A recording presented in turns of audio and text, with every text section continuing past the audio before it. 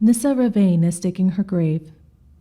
Under the cover of night, she drives her shovel into Zalfir's ground and wipes sweat from her brow. The task should come easily to her. It's just dirt after all.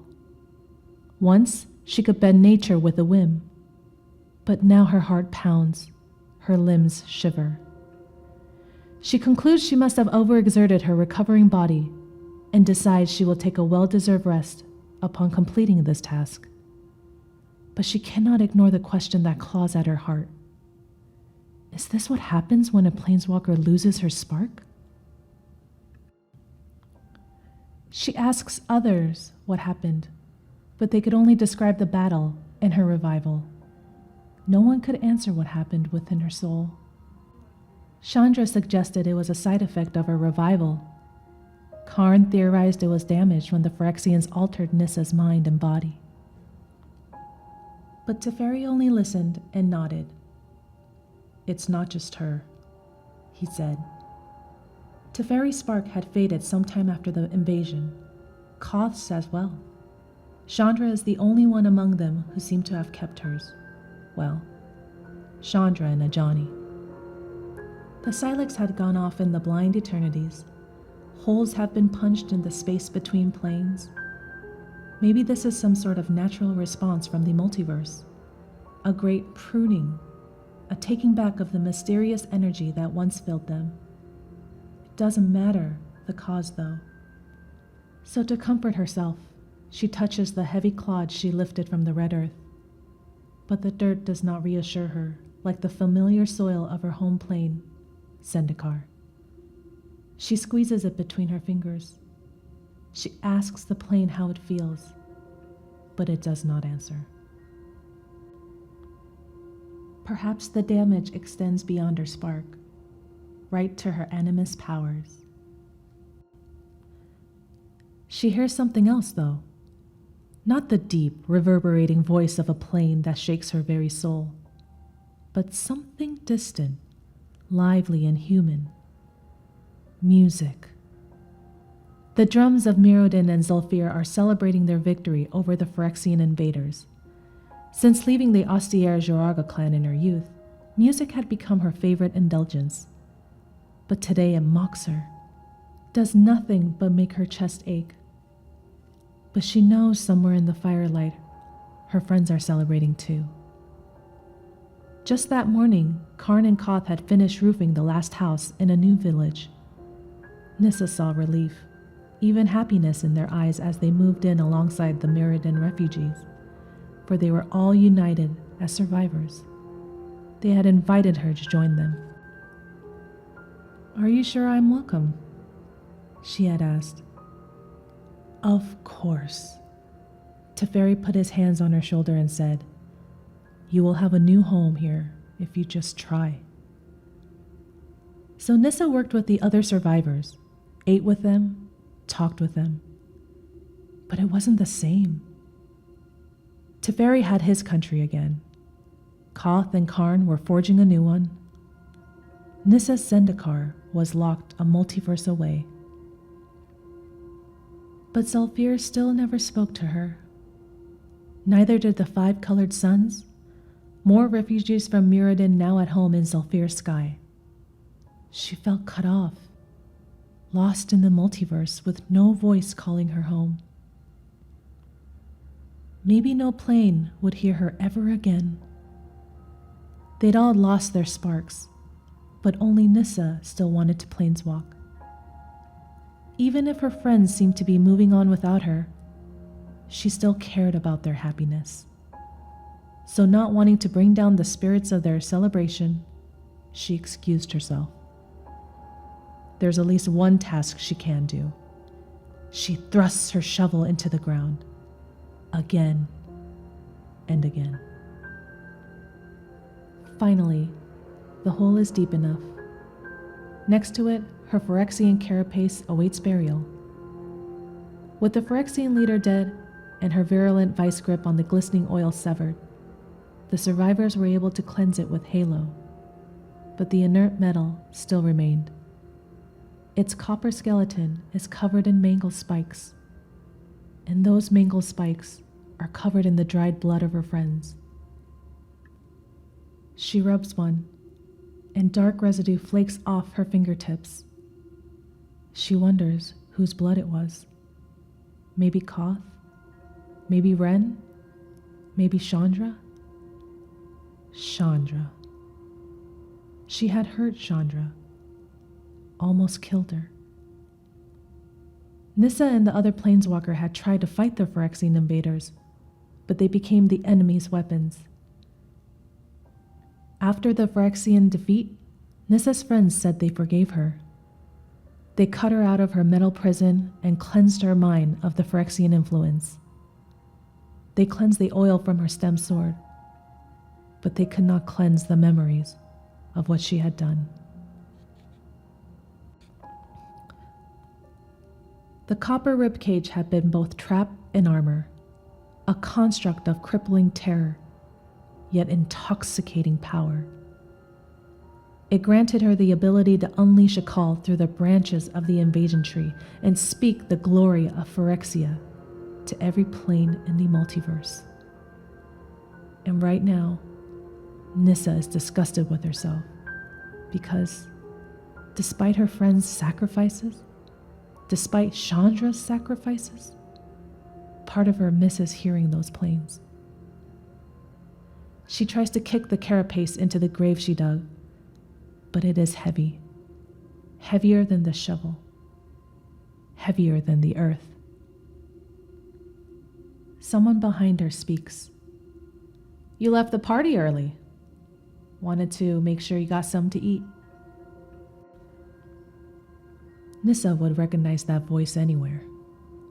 She turns to face Chandra Nalar, arm outstretched, offering her half a ripe mango. The smile on Chandra's face is warm, and Nissa knows she does not deserve it.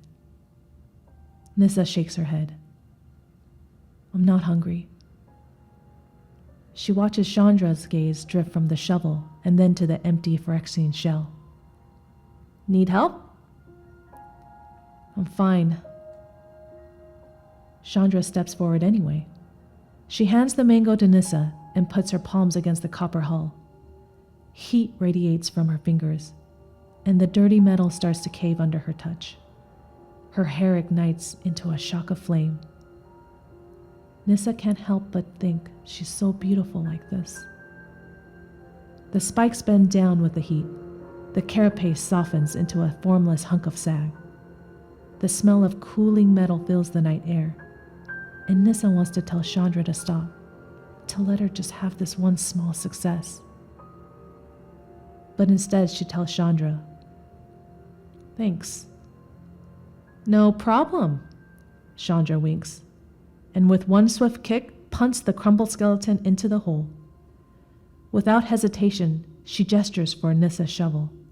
"The sooner we fill this hole, the sooner you can get back to having fun." Instead, Nissa hands Chandra the uneaten mango. "I'll celebrate when I'm done." Chandra drops the mango to grab Nissa's wrist with both hands. Her palms are so warm. "Just do it later then. Come on." Nissa knows Chandra's just trying to make her feel better by focusing on their victory. But it's not working. She slides gently out from Chandra's grasp. "I'll be quick. Promise." But Chandra does not leave. She paces around, using her foot to nudge dirt into the grave when she thinks Nissa isn't looking. There's something she's not saying. So Nissa asks, "Is there a reason I have to go now?" Chandra gnaws her lip before lowering her head and softly admitting, "Because if you're too late, I might not be there." As Chandra's words sink in, Nissa's memory drifts back to the day she woke in Zalfir. The first thing she felt was Chandra's warm hand gripping her own, and the first thing she saw was Chandra's broad smile. Her limbs were weighed down by dead copper metal, but her thoughts were hers. Chandra's smile was hers. "I'm right here," Chandra had said. "I'm right here." and I'm not going anywhere. Nissa wants to say something, to remind Chandra of her own words. But before she can protest, Chandra's voice spills out to fill the quiet she can't stand. Tomorrow I'm leaving to find a Johnny. Nissa opens her mouth to reply, but she doesn't know how to respond to a broken promise. Her reticence only troubles Chandra further. It's only for a bit. Only until I find him. I'm one of the few people who can still planeswalk, right? If I can't bring him back, who can? And I know you'll be right here, waiting for me. But Nissa does not want to wait here. She doesn't get to choose, because she's not a planeswalker. Nissa barely hears herself when she whispers, "But you kissed me. You finally kissed me." Chandra shifts from foot to foot. I mean, yeah, but I still gotta go. The rest of Chandra's words mean nothing to Nissa. How could Chandra love so many people so freely, yet leave her so easily? Does she lack more than just a spark? She has to know. Nissa steals her voice. Then be clear. What exactly kind of love do you have for me? Nissa watches anxiety build inside Chandra, made of words she doesn't know how to say, turning into frantic hand gestures that start, stop, and start again as if her fingers could shape her jumbled thoughts into sentences. What comes out is, Chandra's hand drops to her sides. Like I knew I had to save you. You're a hero, Chandra, a planeswalker. You'd save anyone. Nissa thrusts her shovel into the ground. Am I no different than anyone else? No, that's not it. It's hard to explain. It's just so big, like, I can't describe it. Isn't that enough? Can't you believe me when I say you mean everything to me? Everything! Nissa frowns, because what Chandra is saying doesn't match what Chandra is doing. Nissa thought Chandra would know better, that the kind of love Nissa needs is one that won't leave her. Or has she once again been drawn into Chandra's inextricable orbit only to be trapped in a one-sided love? Like her own personal, immortal son. Please, Chandra begs. Can't you at least tell me if something's wrong? Nissa looks down at the charred husk of her metal bones. To Nissa, her pain is so obvious, but she doesn't have the strength left to describe it, let alone heal it. She couldn't tell Teferi, Karn, or Koth about it, and she still can't even tell Chandra. Nissa shakes her head. Go then. Find a Johnny, and I'll just wait here. Chandra cups her hand around Nissa's cheek and gently turns her head until their eyes meet. She bites her lips, and her voice is low with consolation. I'll be back, she says. Sulfir's not a bad place, Nissa. I think you'd like it if you tried. Nissa Ravain is sick of trying. Turning to hide the tears swelling in her eyes, she picks up her shovel. She does not watch Chandra planeswalk away. But Nissa can still smell the scent she leaves behind, like the last wisps of smoke from a fireplace. Nissa wakes the next morning, and the first thing she feels is Chandra's absence. Instinctively, she reaches out to the soul of this unfamiliar plane for comfort. But Sulfir is silent. Perhaps the land also hurts because it misses its home. The sting of a second abandonment pierces her heart, and she wonders whether even Ashaya, the elemental world soul of her home plane would still recognize her call.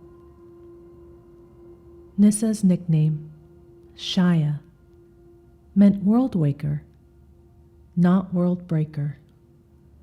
She lays on her bedroll, counting every inhale, every exhale. It's been a long time since she truly meditated. She used to practice every day before she joined the Gatewatch, before she met Chandra. She should try again. But not here. Every voice, every second, every vibration of life outside her tent reminds her how the distance has grown between her and her friends. Still, there's one who might understand. Nissa takes her staff and climbs the forested hill that overlooks the village. Awkwardly, she lowers herself to the ground, sitting with her legs crossed beside the sprout that used to be Ren. She's growing fast, nurtured by the light of Zalfir's 5 new inherited sons. Nissa had only spoken once to the Dryad, and there's no point in speaking to the seedling. Nevertheless, she feels a unique kinship with the only other planeswalker who bound herself to the invasion tree. Nissa saw so many ugly things from her time as a Phyrexian, but one beautiful moment stands clear in her mind: when Ren knit her fragile body into the sinew of the invasion tree. Nissa's bones were filled with haunting, beautiful music. It was more than a single tree song. It was a hymn sung by a chorus of plainer voices, played on the strings of ley lines. Nissa tries to remember that song now. She closes her eyes and slows her breath. She listens to her heartbeat, willing it to calm with each inhale and exhale. She reaches into herself, to the roots of her soul, and she listens. A song lies beyond the silence. Its low tone rumbles deep in Nissa's chest, like her early days as an animist before Ashaya. She turns her heart toward it, but she hears something else. A quiet, tiny, ringing coalescence behind her eyes. Never mind that. She focuses on that song, the planar magic. But when she does, the ringing grows. She calls louder, and so does the noise. Her ears are itching, twitching, burning now. Still, she tries again.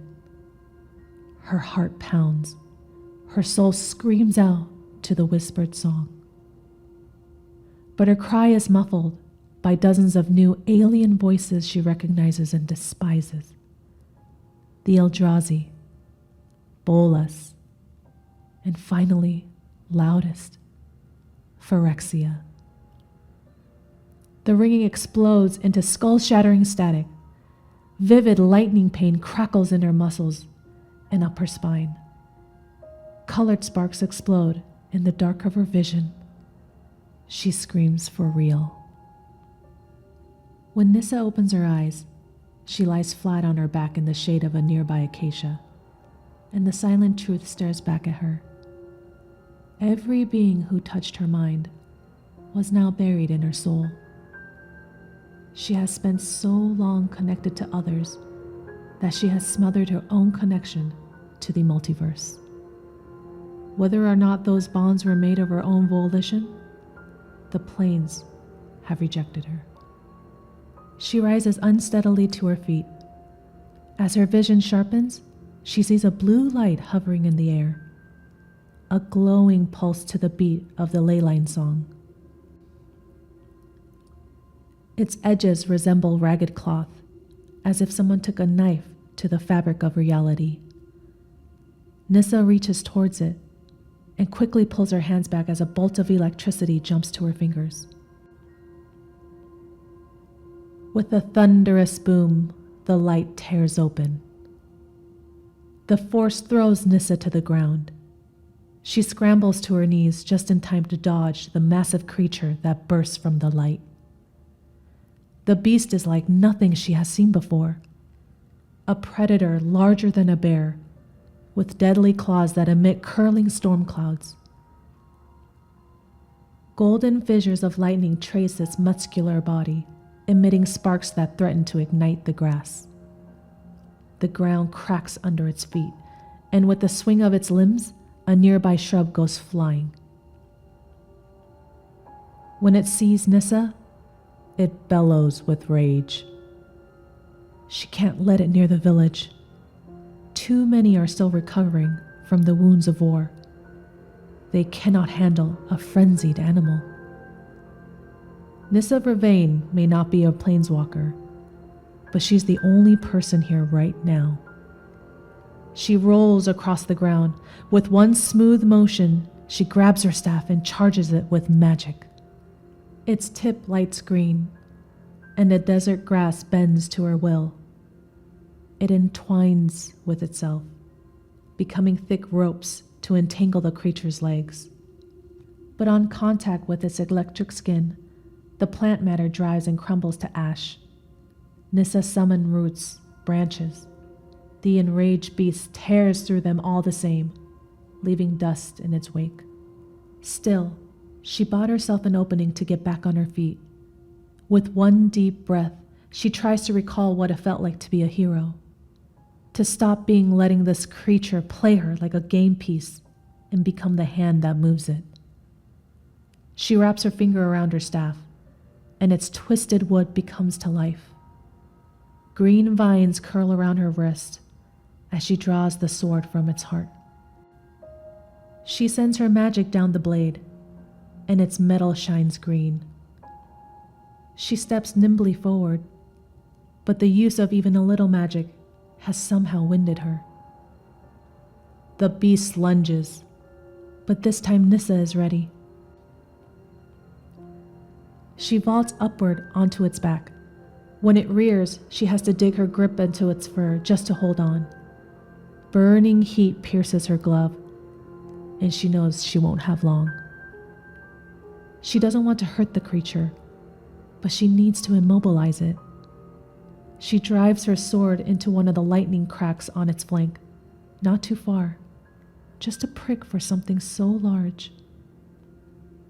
Green magic unwinds from the blade, solidifying into thick, spiked vines that pierce the creature's leg and wrap around its body. The beast bucks wildly before dropping to its damaged knee. The movement throws Nissa into the air, and she has barely enough time to tuck into a roll before hitting the ground. She rights herself and looks at the animal. Her weapon is still wedged in its side. She watches the vines connected to it burn away. The creature shakes and rises, unscathed and even angrier. Its eyes meet hers as her sword falls out, useless, onto the ground. Nissa presses her hand to the earth, calling to the ley lines for help as she used to.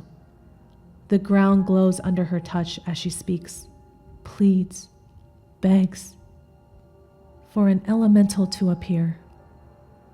The pebbles around her tremble, and hope rises in her chest. Then they fall right back down. Sylphir cannot hear her. The creature charges directly into her, catching her on its broad claws. With a shake of its massive arms, it tosses her forward, and she lands yards away with a sickening crunch. Pain explodes through her entire body. Through bleary vision, she lifts her chin and sees the beast readying to charge, claws extended to gore her, and lightning crackling down its spine. Perhaps this creature is no ordinary animal. She thinks back to how it appeared when she tried to reach the ley lines. Maybe this is an elemental she summoned, one sent by Sylphir to avenge the wrongs she has committed in the name of Phyrexia. She does not want to die. but she cannot deny her crimes deserve it. She lets her head drop fully to the ground. After all, why fight the world when you know who will win?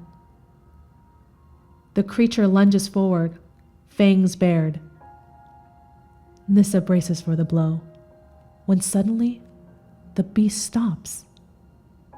It hangs suspended in time, gnarled claws ready to strike. Nissa feels strong, warm hands lifting her out of danger, and Koth's voice tell her, "We've got you." "Don't hurt it," Nissa tries to say, but she isn't sure anyone can hear her. She sees Teferi, staff outstretched, his radiant blue spell holding the beast in place. Karn moves towards the creature and wraps his massive metal arms around the creature's neck. "I'm going to let go now," Teferi states. Karn nods. "Ready." Time resumes. The beast finishes its swing. But its claws strike only air where Nissa used to be. It wrestles against Karn, but its claws rake uselessly against steel. It gnashes its fangs. But Karn tightens its chokehold so it can't turn its neck. Then the air grows hot with the smell of ozone, and white lightning bursts from the creature's skin. The explosion throws all four to the ground, and Nissa lifts her head just in time to see the creature barrel into the distance, storm clouds trailing behind it. Koth is back on his feet, sliding his arm under Nissa to help her. He returns her weapon, now back in its staff form. "Are you hurt?" "I'm fine." Nissa struggles out of his grip. She takes the staff, using it to stand despite the pain throbbing down her entire body. "How did you find me?" Teferi was going to visit Ren when he saw a strange light at the top of the hill and gathered us to investigate it. Luckily, she was all right too, Koth says, gesturing towards the plant. "It's one strange light, all right," she hears Teferi say. He stands in front of the place the beast emerged, where she had seen the hole in reality. Now the gap is a massive portal, tall enough for any of them to walk through, even Karn. "The creature," she explains. "I think it came out of there." The portal calls to Nissa. Something on the other side hums with the energy of the leyline song. It's like a chorus of overlapping, chaotic melodies from different planes. But through it all, she feels a familiar vibration. It's faint, but it sounds like Zendikar. Even if the playing cannot hear her, her heart instinctively fills with longing. But she needs more than instinct. She needs to understand. So she dares to ask, "Where do you think it leads?" She wants it to lead to her home. "Hard to say," Teferi muses. "But the beast certainly wasn't from Zalfir." Desire grips Nissa's chest even harder. Could it have traveled from another plane? Karn appeared to shrug, an awkward gesture with his massive shoulders. "It's possible. Realmbreaker burrowed holes through the fabric of reality. The Silex exploded in the blind eternities. Who knows what might have changed?" Nissa's throat tightens as she speaks. "Do you think that one of us should go through?" Silence passes over the group, and Nissa begins to worry. They could merely be thinking, or there could be something they aren't telling her. Finally, Karn shakes his head. "The risks there are incalculable. If it indeed led to the blind eternities, without a spark, you could be instantly destroyed." But that creature wasn't destroyed. Nissa shakes her head.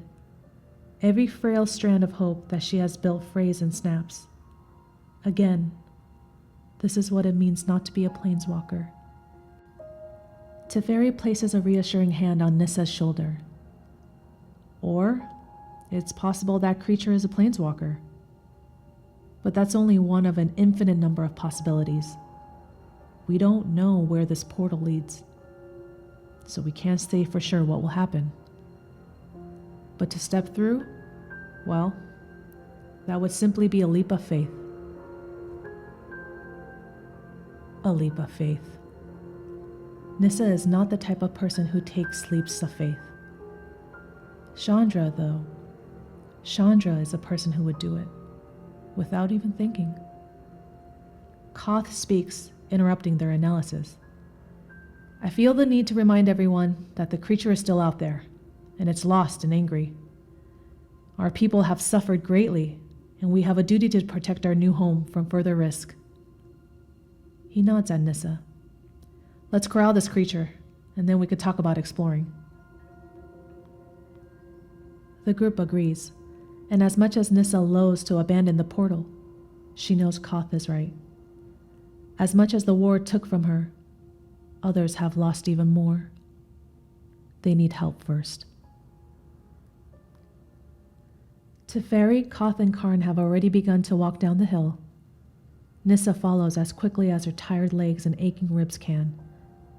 But before joining them, she takes one last look at the glowing portal behind. Nissa still hurts. She lies on the bedroll in her tent, reaching for sleep that will not come. The civic healer looked exhausted, but she still took the time to look Nissa over. Nothing seemed broken. Nothing physical anyway. Even so, she still made Nissa stay behind when Teferi, Karn, and Koth went to find the lightning beast. In some ways, Nissa is glad for the rest, because it means she can be alone. She hears muffled voices outside, going about their daily tasks, gossiping about people she has never met. She rolls over and attempts to sleep again. Times like these make her wish elven hearing wasn't so sensitive. But then, the voices quicken, grow louder, and her calm is shattered by a scream, followed by the sound of thunder. Electricity heats the air, making her hair stand on end. Nissa has no doubt. The creature from the portal is here. Dread sinks into her stomach. What if it's looking for her? What if it followed her here to complete its mission? Her actions have left the village unguarded and in danger. She staggers upright, grabbing her staff as she exits the tent. Still not a planeswalker, she thinks. Once again, just the only person around. The creature is busy ransacking the mess tent. The ground is littered with torn canvas and spilled pots of stew. Even the largest wooden tables have been cracked in half, reduced to splinters. A brave team of Zalfirian and Mirran warriors have surrounded it. But she can see their weapons are still in desperate need of repair from the fight with the Phyrexians. She needs to help them lead it away from the village. With the help of her staff, she casts her magic forward. Thick roots emerge from the ground. They loop around the beast's neck and limbs, trying to tie it down or at least pull it in another direction. The effort causes Nissa's legs to shake, but she wills herself to stay standing. She won't have much time until it burns the restraints away, but she takes advantage of its confusion. There! She runs towards a thick baobab tree just outside the village. Over here! She growls, unleashing another barrage of angry vines. The creature takes the bait. It turns away from the villager's sword and spear, mere nuances compared to this prickly new attacker. It swings at the plants, claws cutting them down like a scythe. A few feet away, Nissa raises another onslaught. The beast lunges forward again to chase its quarry. Slowly, vine by vine, swing by swing, Nissa leads the creature out of the village. She breathes a sigh of relief to see the wounded inhabitants hurrying to safety. She's done one good thing at least, but the effort has exhausted her. The green light in her staff fizzles. She collapses to her knees. The creature has only one target now, Nissa. It looms above her, claws ready to strike her down. It's so damn big up close. Nissa raises her staff in defense and braces for impact. Again, it doesn't come. A lone, burning figure stands in the way. Chandra. Internally, Nissa curses the knack for Planeswalker to show up exactly where there's trouble. Chandra has thrown up a barrier of fire between them and the creature. The beast staggers back and forth, trying to reach the prey it cornered just a second ago. Now, she is hurling fireball after fireball at the animal, which is growing more and more agitated. It shakes, and static sparks off its fur. She instructs Nissa, "I'll take it from here. Head back to the village." But Nissa was the one who summoned the creature. It followed her here, not Chandra. This is Nissa's fight, and Chandra can't even let her have that. Her staff blazes with green light. Hundreds of thorny vines thrust from the ground. One almost hits Chandra in the face. "Hey, watch it!" the pyromancer shouts. The vines whip at the beast. It roars against each stinging strike. One of them catches a fireball and ignites. The beast whines slightly, moving away from the flaming lash. Nissa watches Chandra crank up the heat. She grits her teeth as she watches every vine she conjured disintegrate in a blast of flame. It was as if she hadn't done anything at all. Sweat forms on her brow as she searches the landscape for her next move. Her eyes pass over the baobab. The baobab? Their thick trunks resist fire, and the massive tree would be a staunchy ally if she could animate it. She reaches her magic towards it, coaxes each branch to life. But she's not summoning an elemental that walks of its own accord. She must concentrate with all her effort. Will it to move, puppet every action. Her breathing is labored. Her trembling palms sweat under her gloves. Stem by stem, root by root, she forces it out of the ground. She gives it one final push, launching it at the beast. It hits the creature in the side, bowling it over into the grass. Tired as she is, Nissa still relishes the fleeting feeling of victory. Because Chandra takes this as her cue. "Thanks," she grins. She burns even hotter. Too hot. She encloses the beast and the tree in a ring of flames as tall as an elephant. Nissa smells smoke, and she realizes the dry grass is starting to kindle. "Chandra, stop!" The pyromancer doesn't seem to hear her, or doesn't seem to care. She tightens her circle, closer to the creature. It paces the edge, panicking as the flames close inward. It rears up, claws and teeth thrashing, and smashes the baobab to pieces. The water inside the tree evaporates immediately on contact with Chandra's superheated flame, turning into white steam. Neither Nissa nor Chandra could have predicted the creature's next move. It inhales. With one deep breath, the storm beast sucks the hot steam from the sky. The added moisture makes it double in size. More than double. Now colossal, it bats away the shards of broken tree like playthings. The burning debris sets the grass ablaze wherever it lands. It towers over the women. They run, but every step the creature takes equals 20 of theirs. Soon, they find themselves directly under its massive form. It readies an attack. Watch out! Chandra pushes Nissa out of the way of his snapping jaws, sending them both tumbling into the hole left by the uprooted baobab. When the dizziness of the fall fades, Nissa looks up. The beast is scratching, gnashing at the opening, but the gap is too narrow for his huge form. They are safe. But for how long? Ah! Chandra's lit hair flares with frustration. She points her hands up towards the creature, another blast charging in her open palm.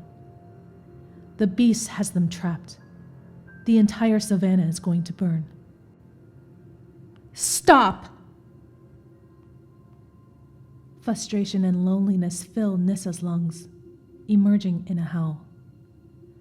Just let me save myself for once! The light fizzles in Chandra's hands. What? Nissa's heart is trembling, but this time not from exhaustion. She uses all the energy she has left to turn her thoughts, her regrets, her worries into her words.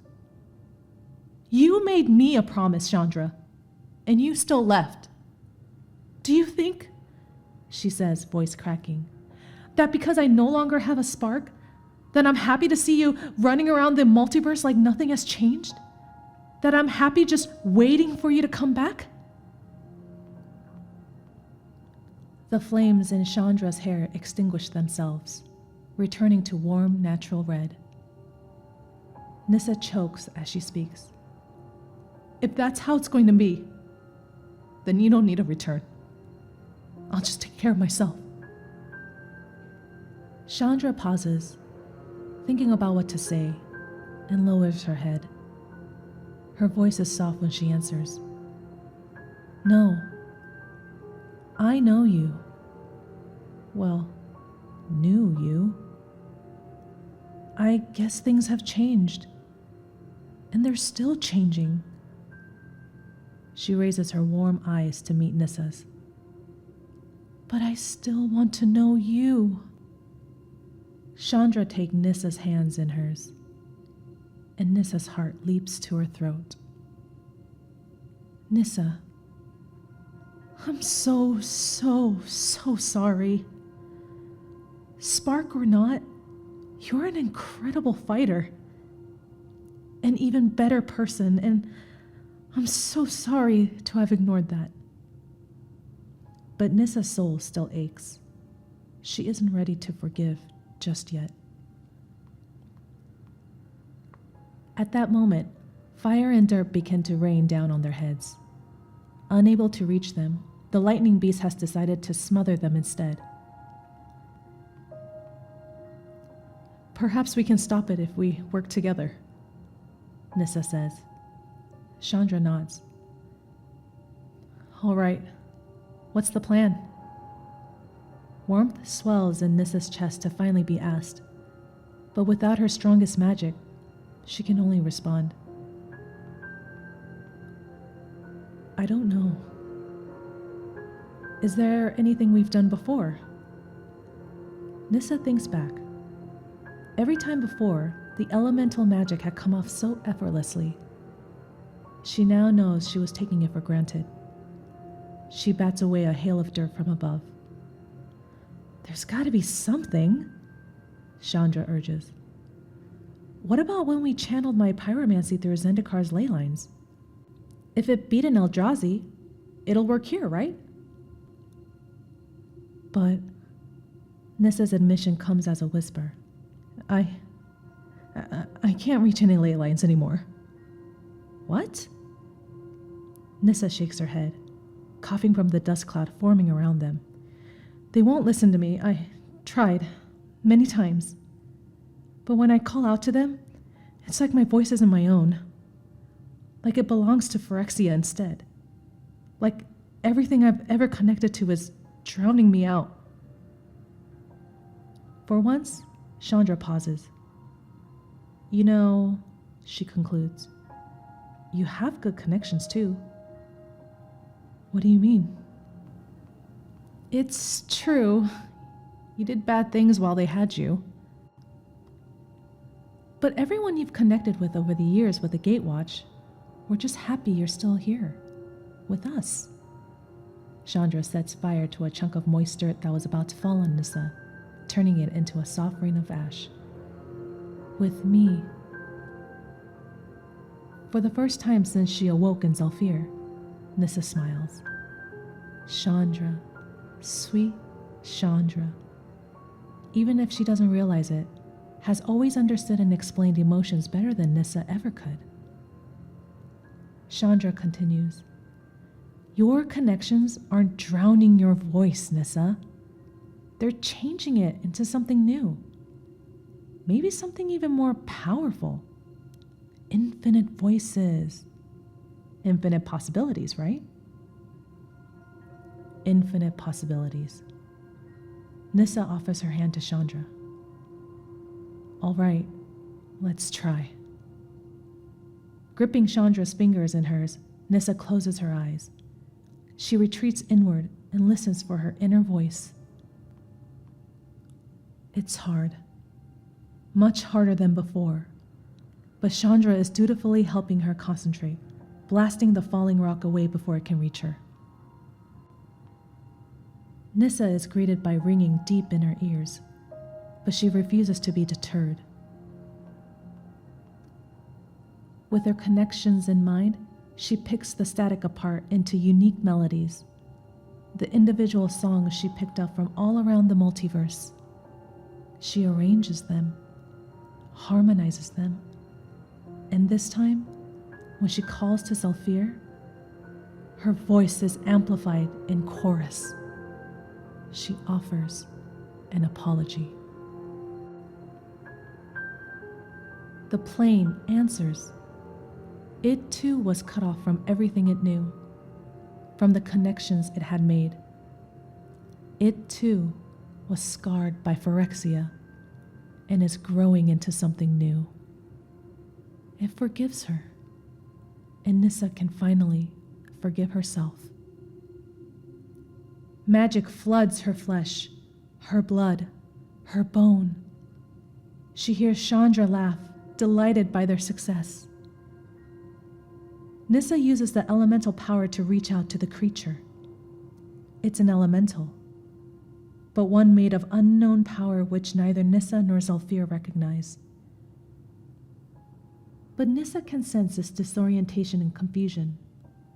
Trapped in an earthly form by Zhalfir's unfamiliar magic, and trying desperately to return to the pure energy that created it. Kind of like Nissa. The answer dawns on her. Steam, Nissa announces. Huh? It's a storm elemental, a creature made of magic.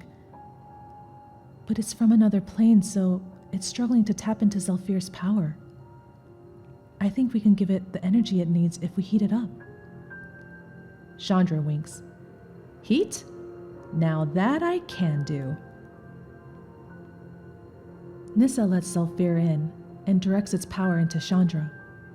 Her vision becomes a blinding, shimmering green. But even if she cannot see, she can feel Chandra's hands in hers. It grows warm, warmer, until it is unbearably hot.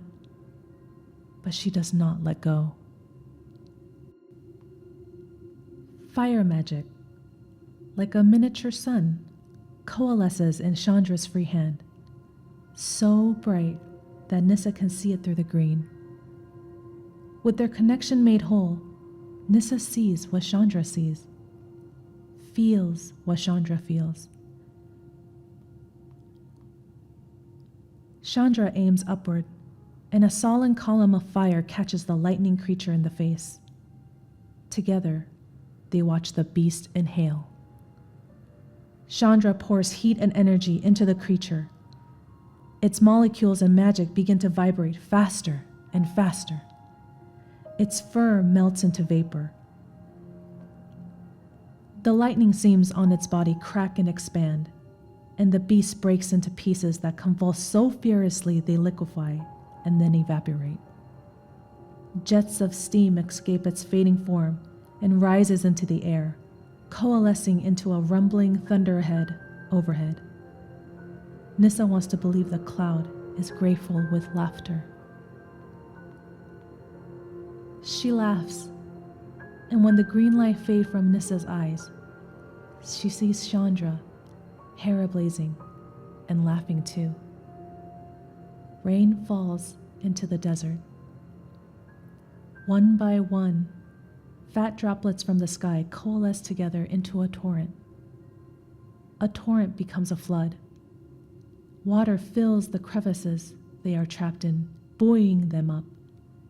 Soon, they are floating together, watching the cloud move away to reveal a clear night sky. Chandra, hair still on fire, looks every bit like a lantern on water. She watches Nissa, refusing to take her warm eyes off the elf for 1 second. Love comes in a lot of forms. I loved Gideon. I loved Jaya. You asked me what kind of love I had for you. I didn't know how to say it. Nissa's heart beats faster. Then what would you say now? Instinctively, Chandra tries to move her hand while she talks, creating awkward splashes around her. It's still hard to describe. When I saw you there in New Phyrexia, I realized I wanted to save you more than I wanted to save the world. My love for you. It's like when you left the Gatewatch, came back to the Gatewatch. It's not perfect all the time, but I wanted to do my best. I understand. How can love change? To Nissa, it seemed like such a straightforward emotion, with the same primal, immutable quality as magic. Chandra looks away to hide her face. But Nissa can tell her cheeks are as hot as her flame.